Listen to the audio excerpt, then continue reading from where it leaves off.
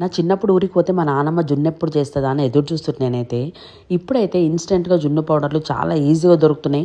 ఎప్పుడు కావాలంటే అప్పుడు చేసుకోవచ్చు. మనమైతే ఈ రోజుగా ఇన్స్టెంట్గా జున్ను ట్రై చేస్తున్నా, చూద్దాం ఎట్లయితుందో.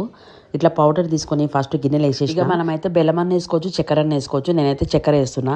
ఇక తొందరగా కరగాలని చెప్పి మిక్సీలో వేసిన కొంచెం చక్కెర, 2 ఇలాచీలు వేసి మంచిగా మిక్సీకి వేసుకొని ఆ చక్కెర ఆ పౌడర్లో కలిపినాక ఫస్ట్ ఒక 1/2 లీటర్ పాలు కలిపి ఉండలు లేకుండా మంచిగా కలిపేసిన తర్వాత ఇంకో 1/2 లీటర్ పాలు కూడా పోసేసిన.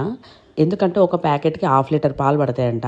ఇట్లా మంచిగా కలిపేసిన తర్వాత ఇక మనం వేసిన చక్కెర సరిపోయిందో లేదో టేస్ట్ చూసుకున్నాక పైనుంచి మిరియాల పొడి వేసుకోవాలి. కొంచెము వేసుకొని కుక్కర్లో నీళ్ళు పోసి గిన్నె పెట్టేసి 7-8 నిమిషాలు ఆవిరి కుడికిచ్చేసేయాలి.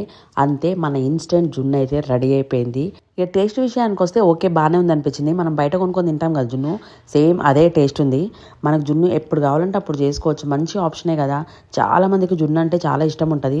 అది ఎప్పుడంటే అప్పుడు దొరకదు. ఇట్లా ట్రై చేయండి, టేస్ట్ చాలా